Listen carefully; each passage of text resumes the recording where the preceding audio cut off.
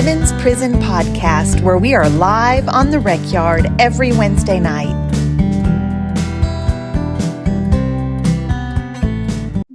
Hey.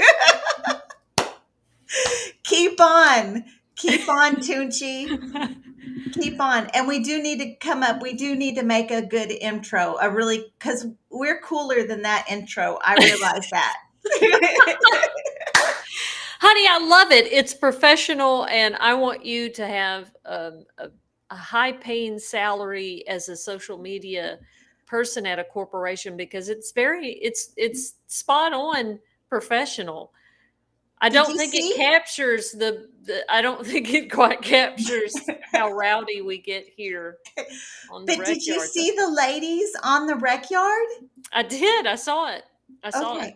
Because I can play it again if I need to. If you missed, no?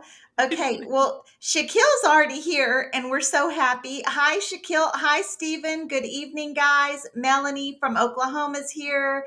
Ginger's here. You guys, we're so happy to see everybody. Rayanne, thanks for joining us on the Rec Yard. We are live here every Wednesday night at 7 p.m. I am Marci Marie. And I'm Toonche. Toonche. Oh, Toonche, somebody asked me where you got your name, and obviously your last name is Toon, so right. It's a play on that.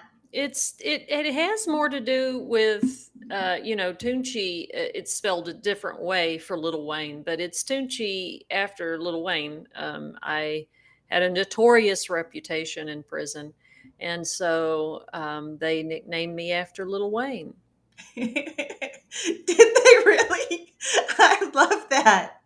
Well, Diane did. She took my last name, and then I had no idea Lil Wayne's nickname was Toonche, but it is. So it's kind of a mashup of both of those things. So that's where Toonche came from. And you rode that nickname through your entire incarceration, or the second one? The second 10 years. The first 10 years was Woody.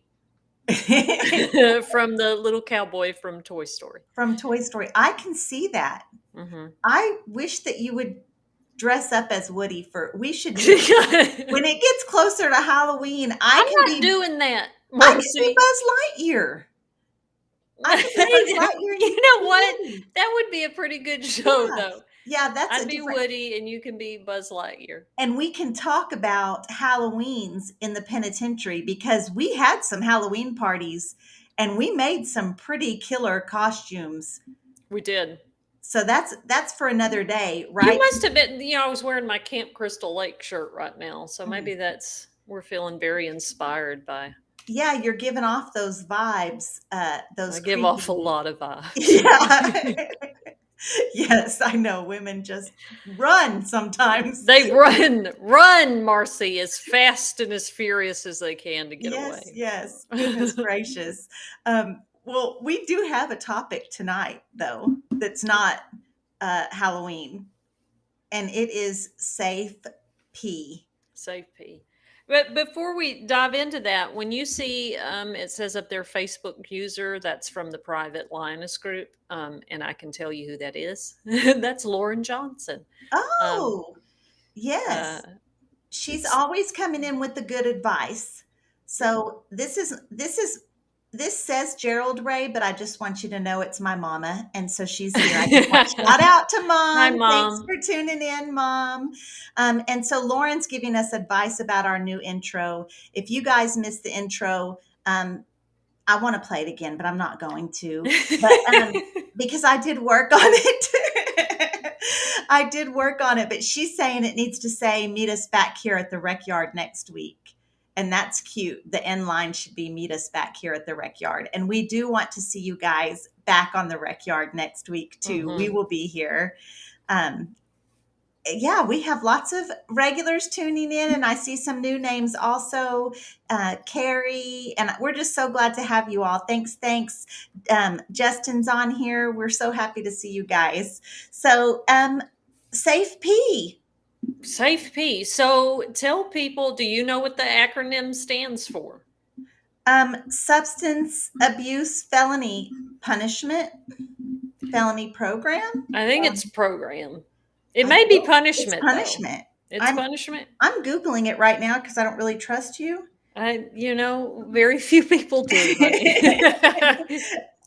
Maybe punishment The program. Republicans don't even trust us to make an emergency exit plan when there's a fire in the prison. So, Oh, eek!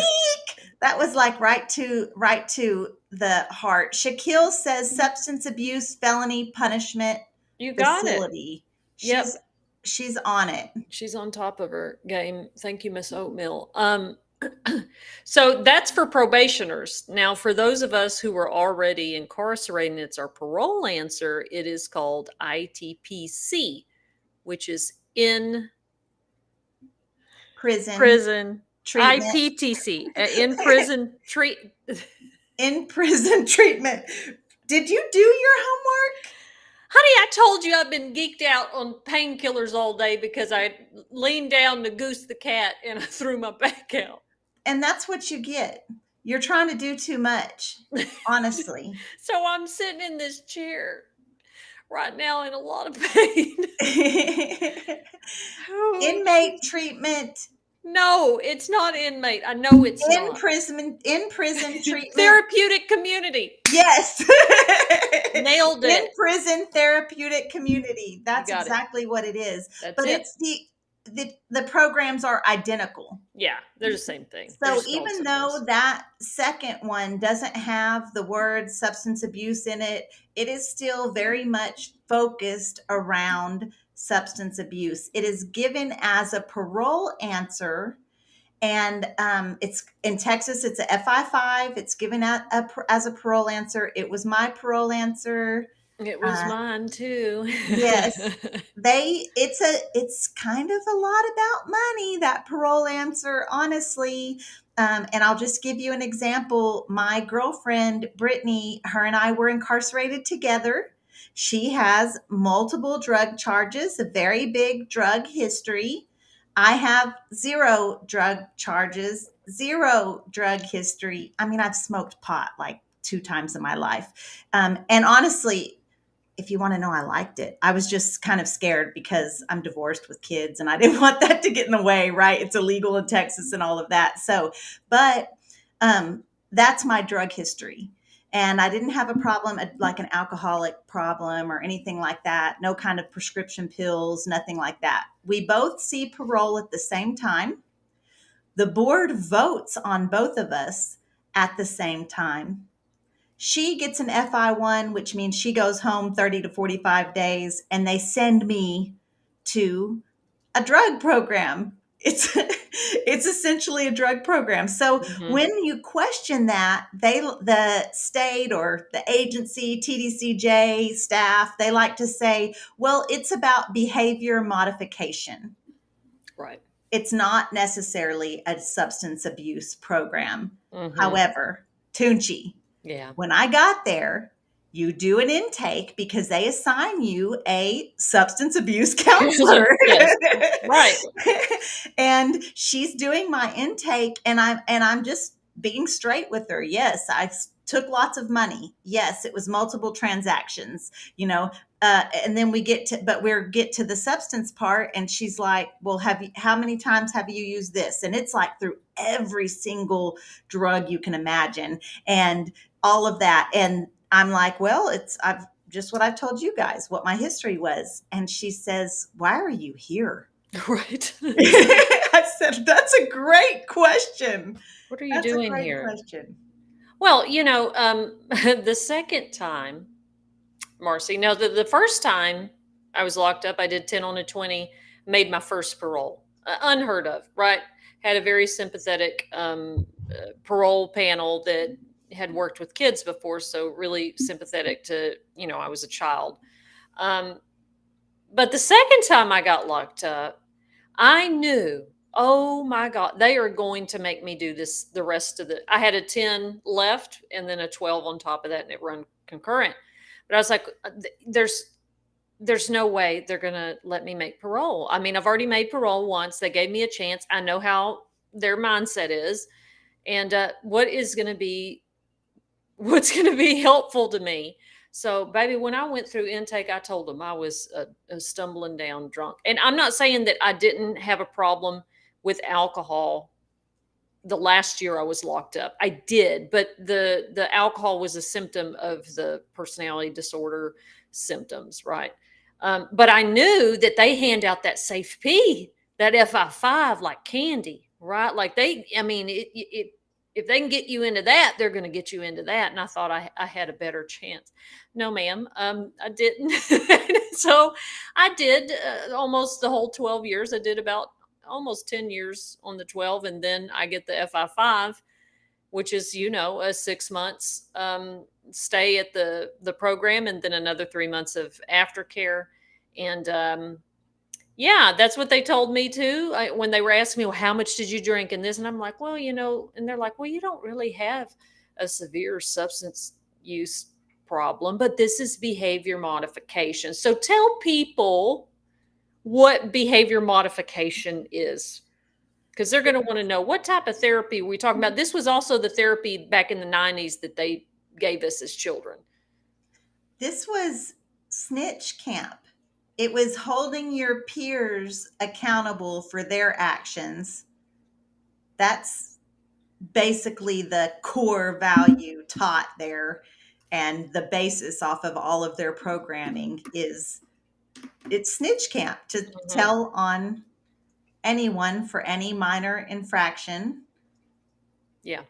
Everything is designed to use fear-based, punishment-based, shame-based behavior modification, right? Like in ways to shape your behavior through the lens of holding one another accountable. And one of the things that we used to say is, I have to learn to hold myself accountable, and not through shame, and not through guilt, and not through, you don't spend all day in your neighborhood reporting people to the police for every, or you report them to the neighborhood watch because they've got too many something in their yard they're not supposed to. Like, this is how strict that type of thinking was.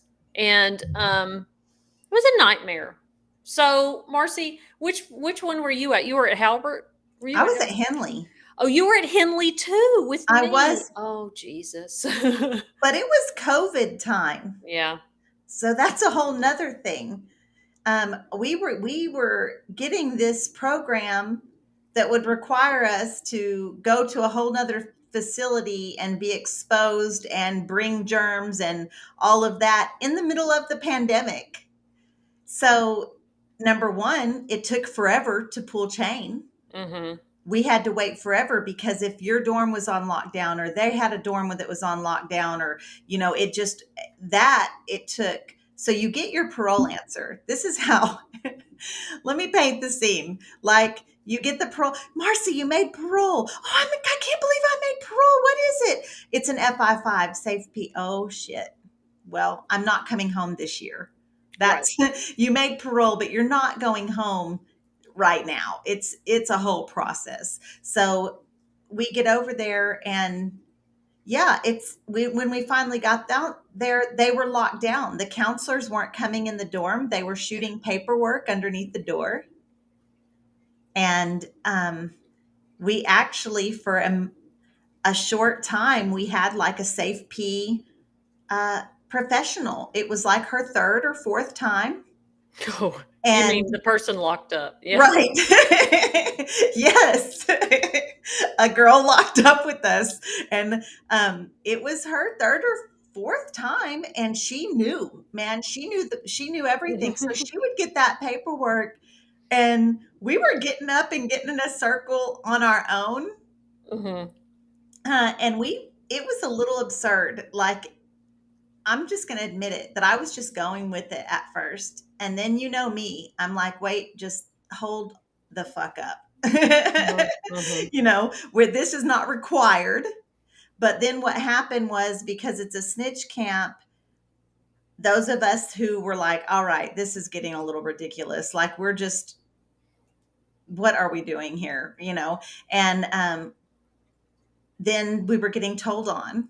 Mm-hmm. And so then the counselors are like sending notes to us because or talking through the door, like it was a glass door.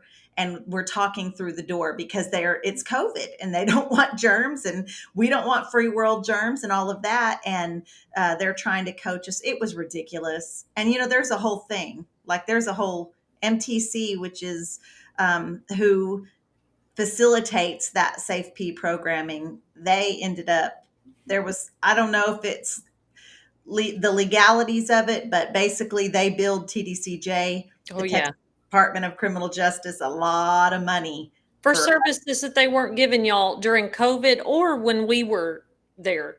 So when I got shipped to Henley, what was that? I got out December, Taylor's birthday, right? That was 2018. Yep, I did it. Count it, y'all. That's one reference.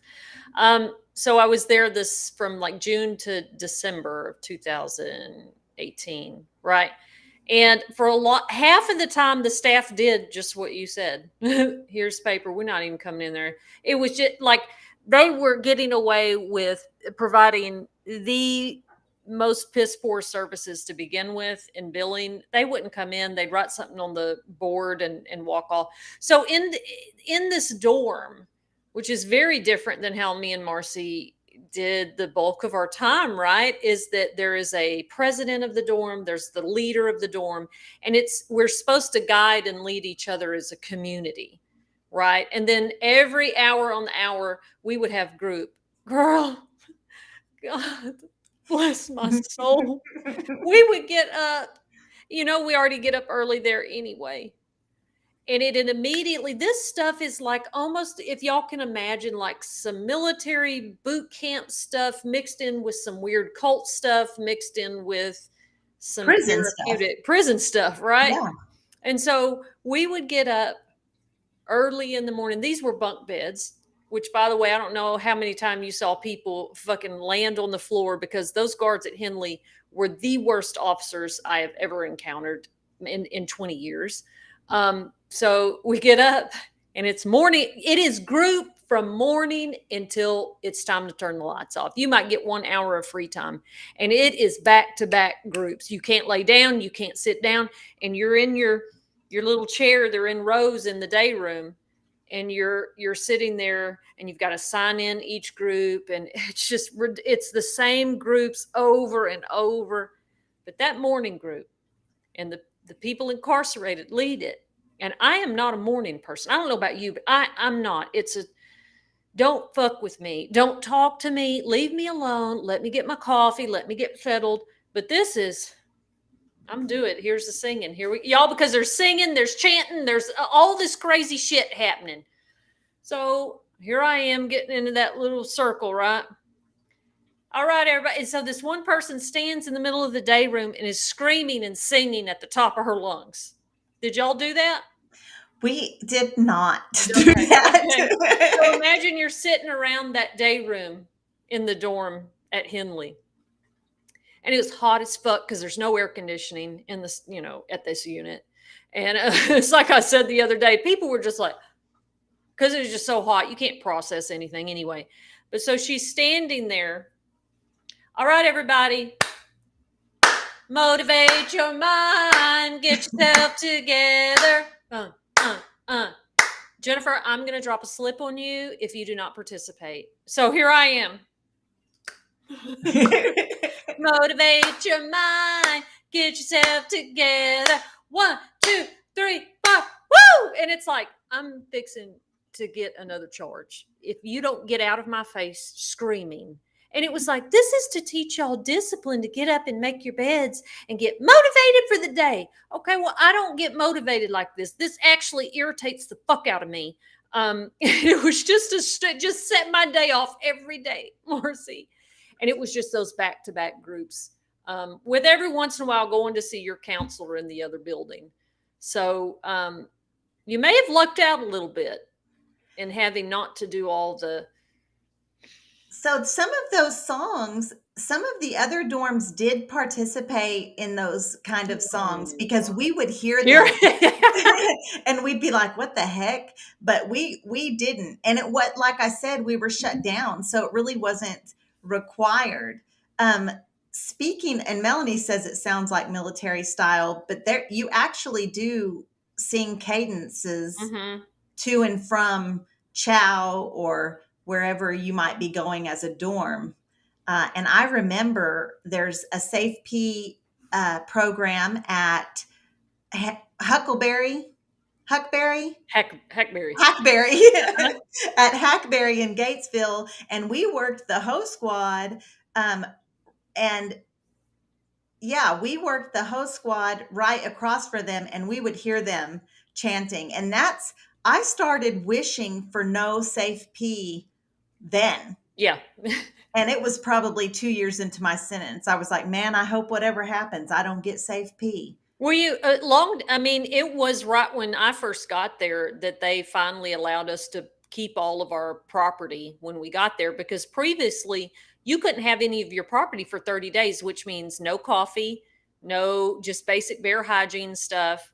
And even the commissary, you weren't allowed to buy coffee. It was like, this is an addiction. And it's like, oh my Jesus, God, help me get through this, Lord. Now, we did have one counselor that he taught cognitive intervention, which was really helpful for me in my disorder, in learning thinking errors and like really structured ways of thinking that's unhealthy. Right. But if it hadn't been for him as a person, I mean, I wouldn't have got anything out of that. It was an absolute nightmare. And you may have heard this. You may have heard this statistic while you're there. I don't know. But they told us a lot. I want you girls to look around the room. There's 30 of you women in here. 3 of you are going to stay sober and out of prison. Yes. Think about that. And everybody looked around, and we were just sitting there during count one time. And somebody said, man, only 3 of us? Man, fuck this shit. And I said, no. I said, there's nothing wrong with us. There's something wrong with their program. Because if this was a business model, they would be completely bankrupt. It's not Right. us. It's the program. Something's not working here. It's not that we're irredeemable. And girl, it used to make me so angry. Did they ever tell y'all that? Oh yes, that definitely happened. And it wasn't just a counselor situation. That was kind of thrown at us by staff. Mm-hmm. Like we weren't worth much more than that, and we weren't really maybe worth the investment, or yeah. Hey, I got to ask you, just because there's some people watching that probably went to Henley. Okay. Um, was what were the word? Do you remember the officers there that were the worst? There was 2 women in particular that were really horrid to us officers. I want to see if they were there a year later when you got there. There was Miss Bell. Oh yes. Oh my God. Hey, man, you're saying names and all, but I want to tell you something about Miss Bell. Tell me. My first encounter with her, she was a seasoned correctional officer.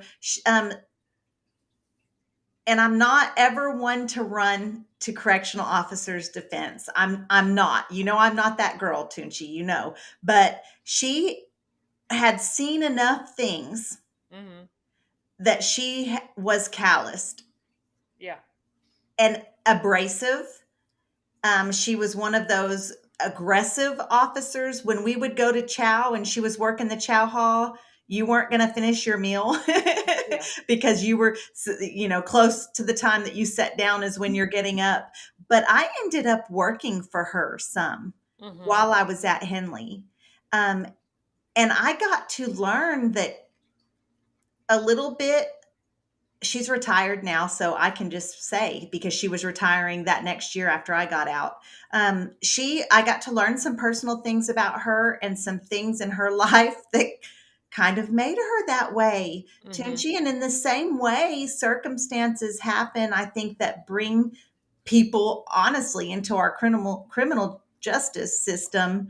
The same thing, circumstances can make officers have those calloused hearts and feelings and abrasive behavior. And I'm not condoning it. It's not appropriate. Certainly not professional.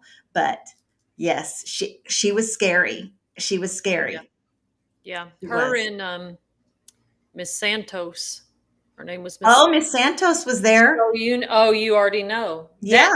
that is one. I'm gonna say the top three female officers that were the most nasty, vicious, hateful, mean, atrocious human beings that I've encountered.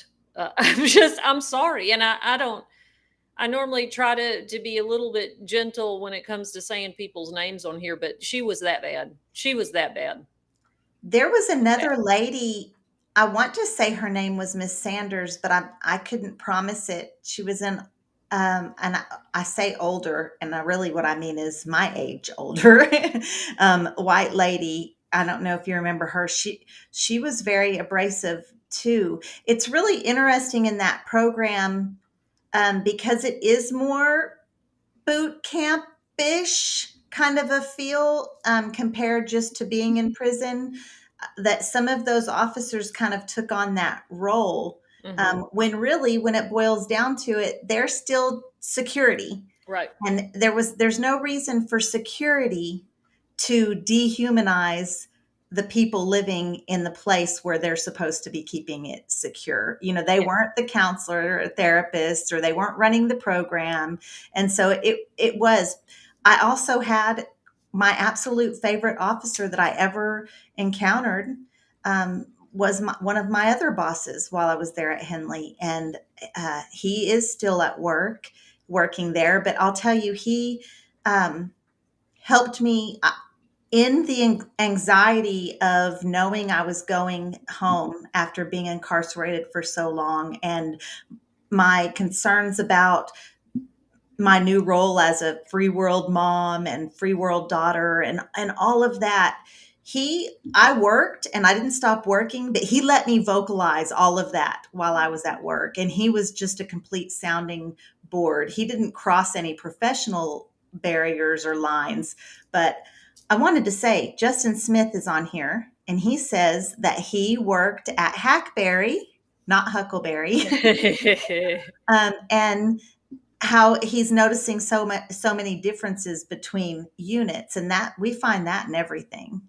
Oh yeah, because the girls, when they would tell me when I got to my halfway house, because after Henley, after SafP, you have to go to a halfway house unless you've got all this rigmarole set up with your family, and they've got to go through all these hoops. So it's just easier to go to the halfway house. Um, they were telling me about, well, I went to SafP at Hackberry, or at what was the other one? I can't. I thought you went to it, but very different. Like they would get programmatically, they would get real consequences and lose their. So they were like sitting in what we called chairs, and so if everybody got in trouble, or maybe one or two people in the group got in trouble, the whole dorm gets in trouble. And so they would put them in chairs, where they would sit in chairs and have to stare at the wall and not talk for 8 hours. Or they'd be on no talking bans, and they weren't allowed to speak to anybody for 3 or 4 days.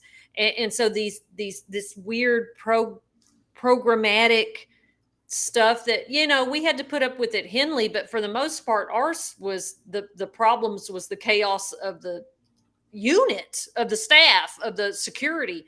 Our program people didn't do anything really most of the time, but at other units they took their program even more seriously, and these women would get major cases for that petty stuff that we talk about women getting in trouble for.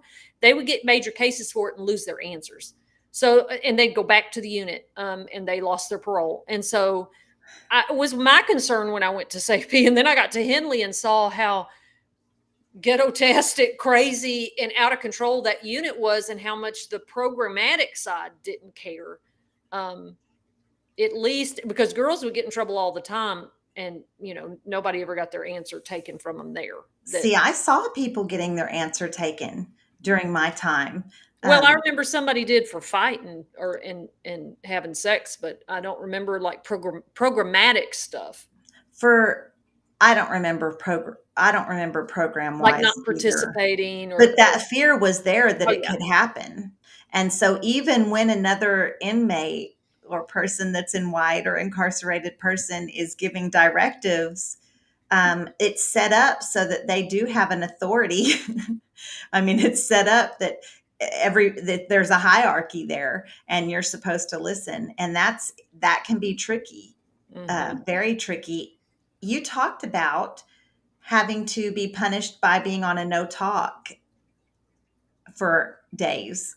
And Brittany, my girlfriend, she had been to SafP in her prior incarceration. I don't even remember if it was a maybe probation SafP thing, but she went to Henley also years ago, and she was on that ban all the time. Anytime they saw her, because she looks masculine and she's obviously lesbian, anytime they saw her speaking to anybody that was not masculine, they put her on a no talking ban, and it was her peers running her in.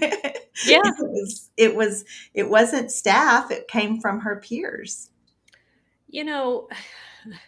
We should talk, we should demonstrate. I really want to demonstrate this to people, because it is the number one group that everybody avoids, and it's the number one group that you can't get out of, right? But they try desperately to get out. Oh, I got to go to work. I can't be in this group. And it was like, you do not get a pass for missing encounters. It is the crux jewel of the behavior modification program. And it was this way in TYC. And Marci, you know the stuff that happened to me when I was a kid at TYC. This was the type of treatment that we went through, behavior modification. So all this stuff is triggered. Like, I hadn't been through any of this stuff since I was like a kid. So they're doing all this, and I'm like, I am like freaking out and having panic attacks. I'm like, what is wrong with me? And then I realized, oh God, this is the shit that we had to do when we were kids. So let's do an encounter. How many prisons are there in Texas, women's prisons? There's a lot. And why do we not know this number? Gosh, I get asked it often enough, but for sure. So Plain State, Lockhart, San Saba, and then in Gatesville, we have the Crane units, Lane Murray, Mountain View, Hilltop. So, and that's 7, but the Crane actually has satellites. So it has little prisons, several little units within their umbrella. So it's a lot. There's 9,000 women incarcerated in Texas. So I did want to say that. Yes. So the encounter group. So the encounter. Yeah. First of all, throughout the week, you are required to drop slips. Your counselor, part of your program, she says, I want you to drop X amount of slips, 3, 5, 7, whatever she says, on people. And that means you're going to write a piece of paper that says, I saw Toonche, take a sip of Coke when we were in group and we weren't supposed to have anything to drink, right? Or whatever. I saw Toonche get in the shower after the showers were closed. I saw Toonche not make her bed up, or whatever the case may be. It was always something really silly. It was rarely for something real, because frankly, we were all, especially on our side, we had just made parole. Right. We're trying to go home. Like, we're not doing anything. So, that's how it starts. And then you're in the encounter group. Right. So you can imagine you've got 30 women. So we've all dropped our slips. We all have to drop a certain amount of slips that we've been holding people accountable, right? Now, eventually we all discover, hey, we need to write each other up. Hey, I'm going to write you up for this. You write me up for that. Like, we need to protect each other. Don't fucking write me up for something real. Like, man, there were people in our dorm that were having sex or trafficking, trading, or eating and cooking together. Like, it was this, this understanding that we're not going to put each other on blast for real stuff. Now, it did happen when people got into it with each other. And those were, I'd be sitting there, Marci, with my hands in my lap, and I'd lean over to my neighbor. I'd say, ooh, girl, get the popcorn, because that's a real encounter slip. But most of the time it was stuff that was petty so that we could just get through it and mark the box off. But even when it was just petty stuff, people got so anxious because it is that I think the intention of encounters in this type of therapy, at least this part of it, is to try to teach people how to have healthy conflict and conflict resolution, and to be able to like really look at why the things that are bought, like if Marci did something and it triggered me so badly, it's not Marci, it's me. It's and that's what the core that, but it wasn't ever done right. The counselor never ever did it right. So this is what would happen. Everybody would be in the day room and they'd be sitting in one big circle. And then there would be an inner circle of about, I don't know, I think it was about 12 chairs, maybe fewer, maybe 6. And it was kind of like a rectangle, because at the head would be the person that's getting confronted. And then over here is the person that dropped the slip. And the counselor is walking around. Mm-hmm. And so, you know, I'll do it right now. Okay, so the inner circle is the one that will ask questions, almost like attorneys during court, to try to get you to be able to see the thinking error that you did. So I would be there looking at Marci at the other end, and we all have to sit 5-0. Put your keys down. Mm-hmm. If you've got your key in your pocket, nothing in your hand that you could stab somebody with. Hello, family. I'm bringing Marci to the circle today. So I saw Marci when we were on the way to Chow. She was talking when Officer Bell had given us a directive to be quiet. And under her breath, she said, "I don't give a fuck." She was also using profanity. And I asked her in line to please check her behavior. And she said that I could also go fuck myself. Like a lot of times we would do this and just like inwardly be laughing, but sometimes people were actually, mad, right? But you can't laugh. You can't. Because that's a huge infraction. Honey, I got in trouble a lot. Yeah. So I would have to say thank you, Toonche, for bringing that to light, to my attention. I'm sorry, family. Mm-hmm. And I would say this reminds me of the times that I would tell my brother to be quiet and my dad would beat us because he wouldn't be quiet. Right. And then Marci, says, thank you, sister. Remember? Yes, you're right. Thank you, sister. Thank you, sister, for bringing this to my attention. And then we'd open it up for the inner circle. So then one of the people in the inner circle would say, I put my quote, you remember we used to do that for, okay. Marci, what were you thinking when you said that you didn't give a fuck? What were you thinking? I think I wasn't thinking. I think I was just frustrated because it was 110 degrees outside and I was walking in the heat and trying to get to the chow hall.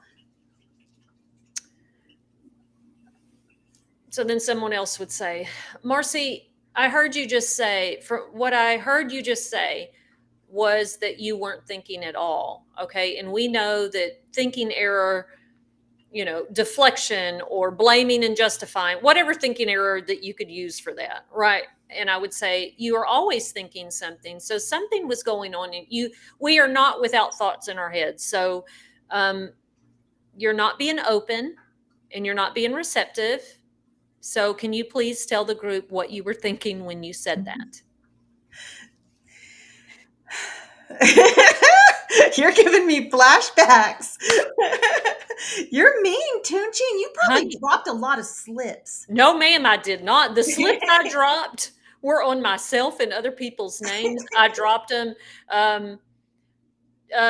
Toon, I'm bringing you to the circle because I had this pimple on my forehead and you said I look like a unicorn. It was so big and it hurt my feelings.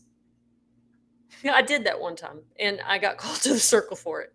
And that was a real one because I was just joking. And I told her, I said, I was just joking. And baby, they nailed me. They railed into me. And you know me, I'm just going to continue to slip by it. I'm not going to accept responsibility for it. You're going to slide right under the radar. Meanwhile, I'm going to get into it with the head incarcerated person who's trying to run the program during COVID when we haven't been instructed to do anything but read our paperwork. Yeah, but you're gonna be sliding right under the radar. The laws don't even know your name probably at Henley, and I'm getting called to the well, counselor's office. but let me tell you something though, Marcy. That whole thing about me looking butch, even though we all know I'm a soft butch and I like Taylor Swift and cats and I cry a lot. So I'm not a hard butch. I'm not a stone butch. Um, but in their eyes, I've got short hair and I hang out and make girls laugh. So I must be some type of apex predator. I don't know. But there was a girl that we were getting in line, and baby, I couldn't, life at Lane Murray, at Mountain View, at Crane, you don't tolerate people. You just don't tolerate people's bullshit. And there were a lot of people that were there that almost felt like, they had done 2 months at Marlin or 2 months at Lane Murray. And I mean, they still had that mindset of county jail, so they're talking shit and well, don't tell me. And I'm like, I cussed this girl out and I went to go get in the shower. And my friends from Mountain View, they were like, she called you a doc or whatever. And I said, well, I cussed her out or whatever. Well, everybody went to chow. And the officers are not in the dorm. And so I don't know if I think she was at Lane Murray, but her name was Lindsay. And she went and closed those two doors. Okay. She just went and closed them. And that girl was over there on her bunk, and there was only a handful of us in the dorm. She closed the door, and I'm in that little shower, that nasty little fucking shower. And I hear, and I said, what the hell is going on? I come out, and they have drugged this girl down the aisle and beat her ass. And and what did she do? She ran. As soon as she got up, she ran straight to that door, went out, and was banging on the door where the officers were and so they took her out, and the sergeant came, the lieutenant came in there. Everybody, show me your hands.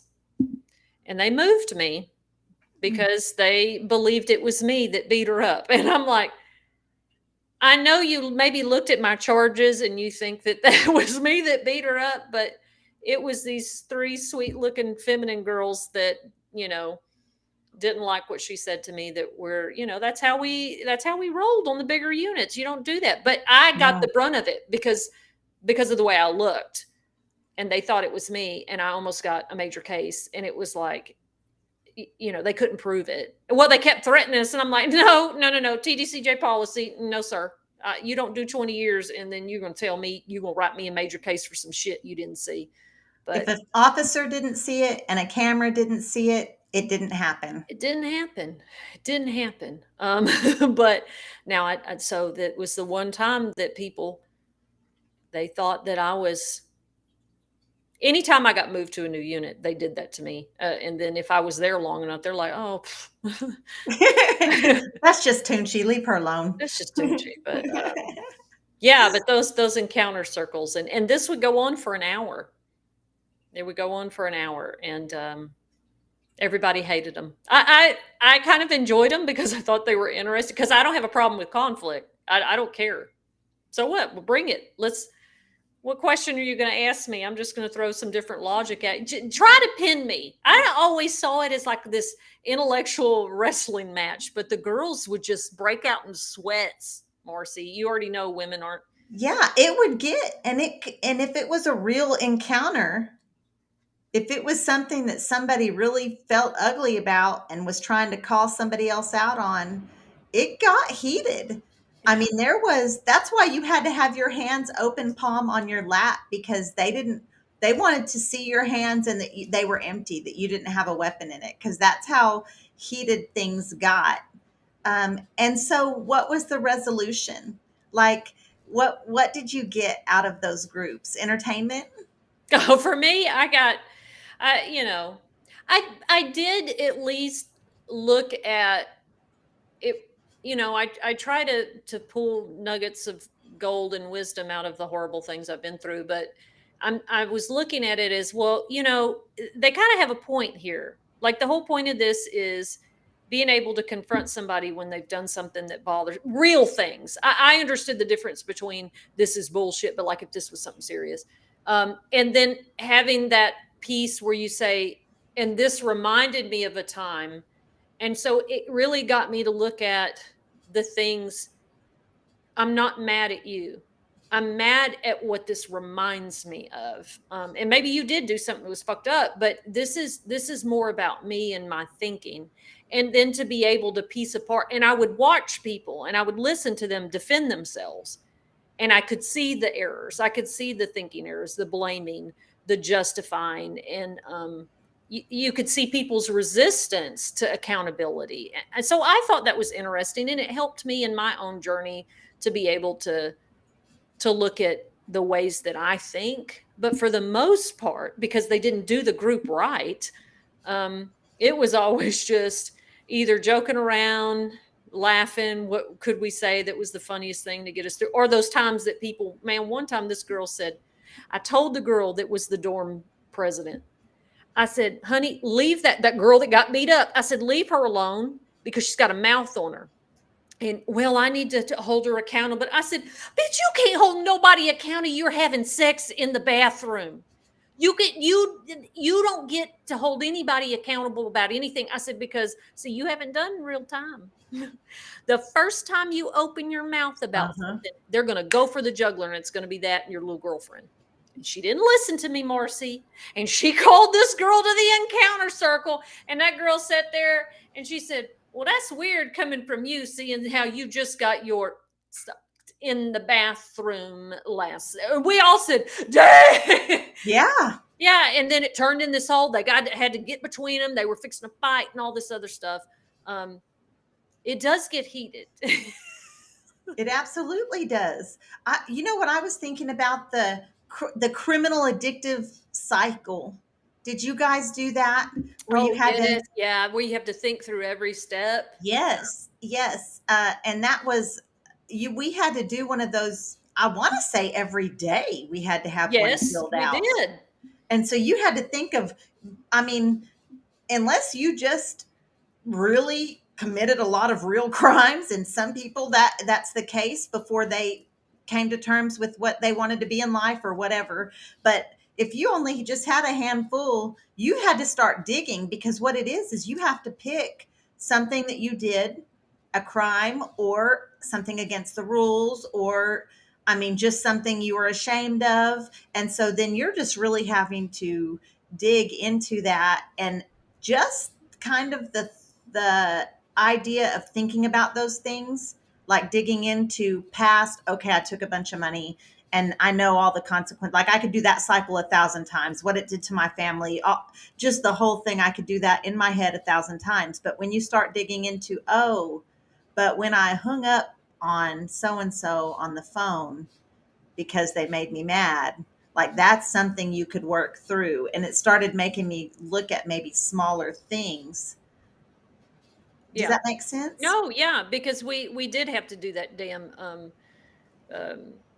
Criminal addictive cycle. Yes. So the build up, and then the ways you start justifying right before you do it, you immediately, and I was like, damn, I did. Like, Right. so kind of you start preparing yourself to why you're right in doing this thing.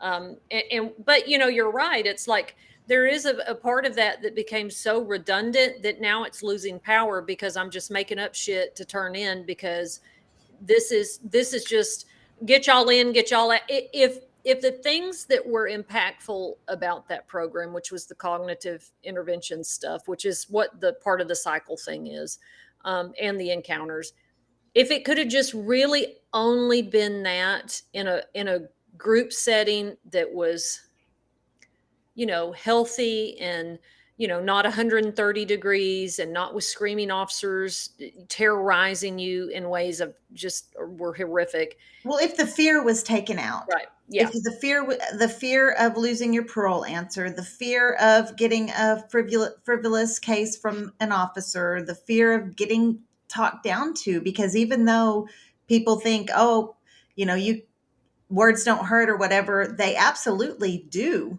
So when somebody comes at you aggressively or in an inhumane way or disrespectful way, and they're in complete authority, that just makes it that much more harsh, right? Yeah. So what I love is how we as people can decide when we're put in the most crummy situations.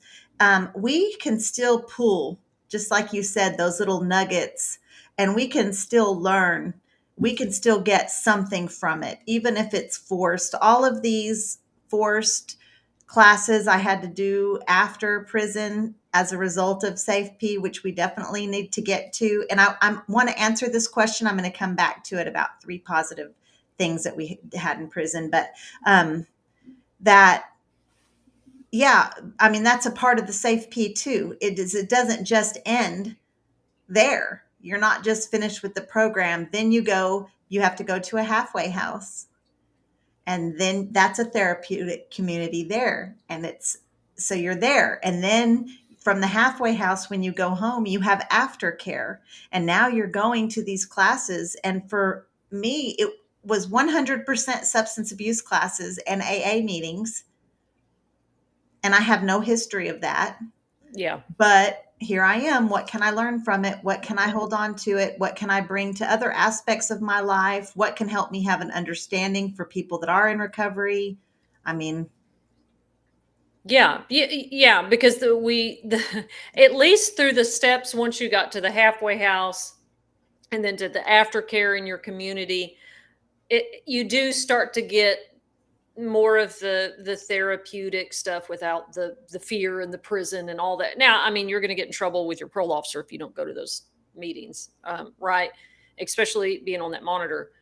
But I will say, I'm really glad that I had that, because I was in a bad place in my head, in a living situation with my parents. It was, I thought, oh, in SafeP, when they were like, well, even family will be a trigger, and I'm like, oh, my parents are little quiet old people, there's no drugs and no this. I thought, and they would tell me this has nothing to do with that. It still can be triggering in the ways that are triggering for you. And I was really grateful that I had the counselor that I had in my aftercare, and the one at the halfway house. The halfway house was trash, right, in Beaumont. It was absolute garbage.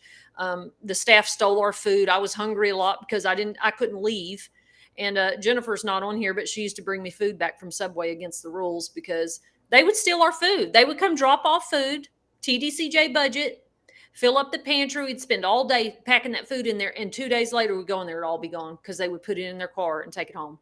But I did have a counselor there and in aftercare that was a real counselor to me, and really helped me with the cognitive things that I needed, because I didn't have the problems with substances that the other ladies did.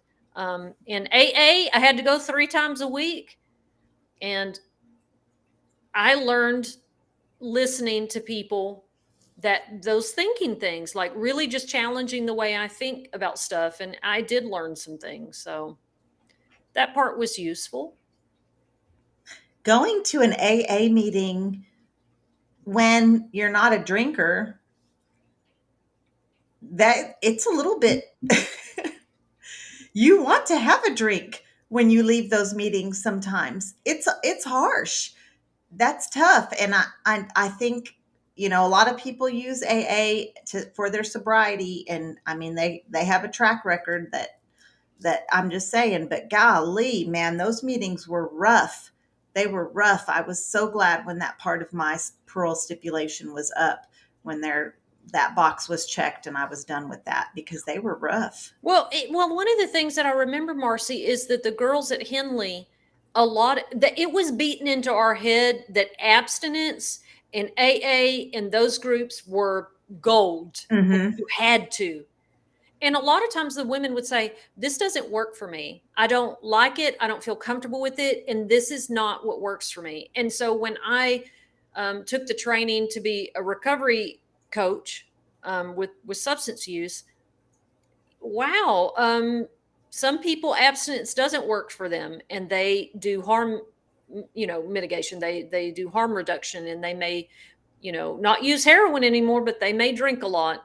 They kind of change one vice for another that's not as harmful, and that works for them, and they have successful lives. And I'm like, well, damn, Well, no wonder that program didn't have the success that it wanted to, because it tried to squeeze everybody into a certain type of treatment that doesn't work for everybody. And just like you said, with everything in life, everybody's so different between the way we learn, the way we heal, the way we process. You can't just funnel everybody in one direction. So we're having some good feedback here. So Diane, she went to SafeP in the mid 90s. I think she said 94. And she's comparing, and like it hasn't changed much because she's been talking in these comments like that. Yes, that's how it was. That's, I remember. And she talked about being in the middle of the encounter circle. And yeah, so that was pretty interesting that it hasn't progressed much. Right. Well, and if we're using just one model of care, well, going on 30 years later, if the statistics, and the statistics do show that not very many people are successful after having been through SafeP and ITPC. And again, I go back to the research that the Texas Center for Justice and Equity did about SafeP, and that it shows that. And so maybe we need to do something different, and maybe embrace the things that are working in other areas. Well, and just Justin Martinez coming in hot, always with Coming in the hot. facts. I just love Justin because he's so educated with statistics and the actual facts, but then just has a heart for restorative justice. And he says they don't do anything to help with the larger structural and systematic failures that can lead people to use substances. And I think that that's kind of the core to the problem with our entire legal system in this country is it's reactive. Mm-hmm. It's all reactive. Oh, she did this, well now we have to do this. It's crime and punishment. It's not, oh, we have this 5-year-old little girl who's growing up in poverty and getting touched by her dad every day. Let's do something here. Right. It's not there. Right. They wait until this young lady grows up and then starts self-medicating with substances and then starts having to deal with all of her mental health issues caused by her childhood trauma. And then she gets into a lifestyle that causes her to land in prison. And now we want to do something. Well, let's put our resources on the forefront. Yeah. Well, and just think how useful the good things about this program would have been without the fear-based shit, and been offered at the beginning of our incarceration, where we could really have processed this stuff instead of me worrying about, well, I don't know where I'm going to live or have a job. And now you're wanting me to reflect on all this. I can't, I don't have time for it. I can't. My brain can only hold so many intense emergency things at once. So yeah, and two, criminalizing addiction. Do most of those women that we were there with that had substance use disorders, their crimes were really crimes of addiction, and they shouldn't have been there in the first place. Absolutely. That's absolutely the truth. Toonche, we only have a couple more minutes before the hour. You guys, are there any more questions you want to ask? I want to answer this one. You didn't sing, Marci. You didn't sing any SafeP songs. I sang. Well, do you want a gold sticker, Toonche? Do you want a pat on the back? I told everybody, I got everybody here tonight based on Marci's going to sing. They are here tonight to learn about SafeP and to hang out on the rec yard because we have ugly law in there and we don't want to be inside getting yelled at. That's why we're here on the rec yard. You made Why are we promises. Why are we here? I don't know that. Wait, that was the thing that they made us chant at the end of group. Oh, we did do that. Yeah, so the counselor would end and say, okay, everybody, why are we here? And we'd all stand up.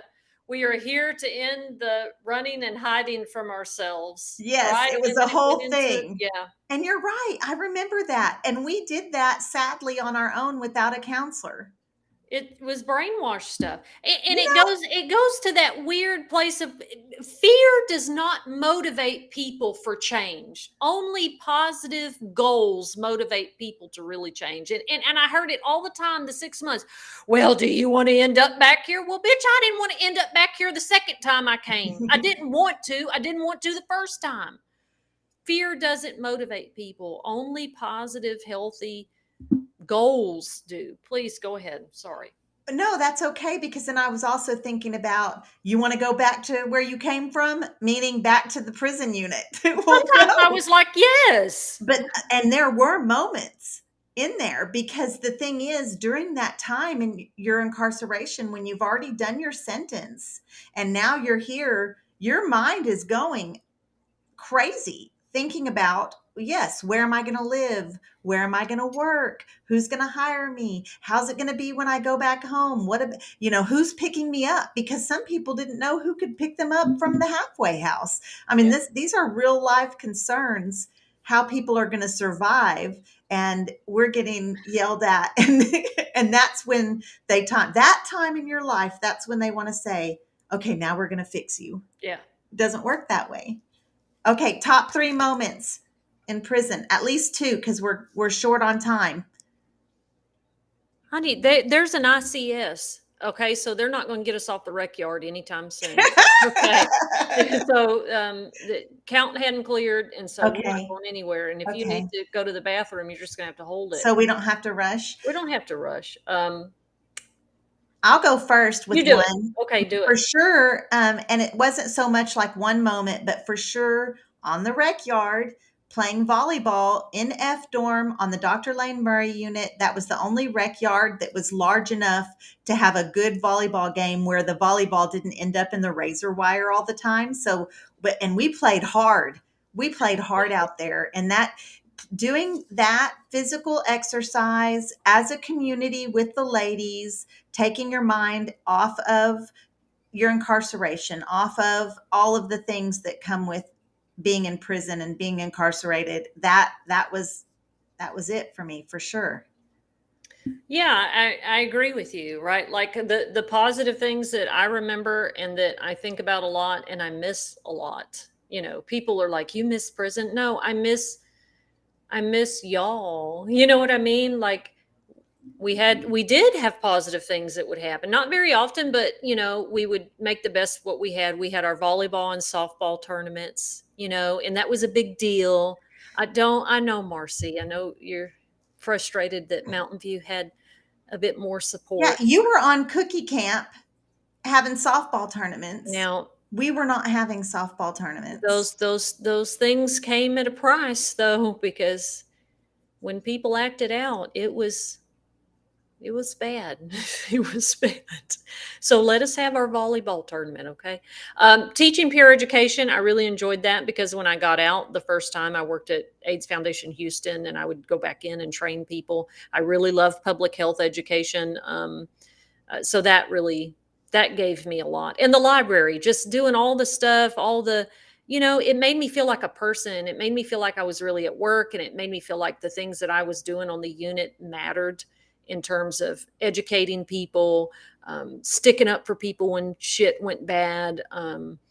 So I think it was just whatever group activities we could do with each other, even if it was in the dorm celebrating my birthday. We watched Footloose and Hunger Games and had tamales. Some of my best birthdays, a lot of them were there, but some of my best ones were really honestly in that day room. So Same. That's the same. There's something to say about being around that sisterhood of women that are all in the same place and the same mindset. We're struggling the same, finding joy and friendship with one another. That's huge. Yeah, that's huge. And so I have to say, I don't have to say, but I definitely better mention my girlfriend, because we did meet in prison. right? And we It better be definitely, the top one, yes, Marcy. that's I was working up to my number one, Oh, Brittany, if okay. you watch this later. Um, so there is one thing. if I saw Toonche from across the rec yard or from across the maybe chow hall, and she's my friend and I care about her and I love her, I'm going to throw her a heart. So if some people, if you've been a woman in a Texas prison, you know You this. know what this And means. you know a big one and you know a little one, Right. and it's all the same, sending you love. So, Brittany, I can sometimes look at her now, and it's, we got separated. She got moved to a different unit. So it had been, 3 years before since we were together in prison now. And there's sometimes I look at her and I can see her stand way going into the J1A building or the J1 building in Lane Murray, and me way over at K2, and her just looking at me throwing a heart. And it's just that's a moment for sure that's in my mind. Like, it's just her showing me she loves me, telling me she loves me. And yeah, but for sure it's the people. Every moment we had was people. Yeah. Every good moment, for sure. Yeah, I have a friend that she was at Mountain View for 20 years, and her name was Janet, but we called her J Lo, and she was a very she had her problems. Don't get me wrong, but she was a very jolly, happy, laughed all the time. She was, honey, she don't cross her though. She got that old school, like she gonna be dirty as fuck. But Janet kind of took me under her wing when I got to Mountain View because I was so depressed, Marcy. I was back in prison. I was so depressed. And she would cook, and then we'd watch scary movies on Friday night. And she passed away of COVID 2 years ago. And sometimes I'll think about her and I'll think about that time, and it's just like, I lived for those moments when I was locked up, for us to sit at the back table and write our letters and share stories. And then what are we going to cook? And then it's, some raggedy old horror movie that we've all seen 30 times. And we sit up till 1 o'clock talking shit, drinking coffee. And there are times that I'm here that I do feel lonely. You're surrounded by people all the time. I don't know. I think the loneliness out here is probably on par with the loneliness, just in a different way. I certainly miss her, and all the fun shenanigans and crazy stuff we all did together to survive. Absolutely. Absolutely. Toonchi, we have to decide what we're talking about next week. And what's up? What are we doing? Hold So on. I have a friend. She just got out of prison. Maybe we could do something about getting out, challenges when you first get out. That's my idea. Do y'all have any ideas? Anybody in the chat? Toonchi, have you been thinking about anything? I'm sorry. I hurt my back earlier chasing the cat, and I feel like I'm sitting down, and it feels like my whole skeleton is just shoving upwards towards my brain. Toonchi, take a deep breath. What have I been thinking? No, I would love to. I like when everybody has ideas that are watching, because Yeah, that feels fun. I feel like it's I do too. And we have interactive. a lot of people joined right now. Does anybody have any suggestions or something that I you guys mean, have been wanting to something know you're about? curious about. Nothing's off limits as long as we can get away with censorship on all of our platforms. Nothing's off limits. Um, And Lauren Johnson had mentioned pets one time, so that's an option too. Pets in prison, we could talk different about pets.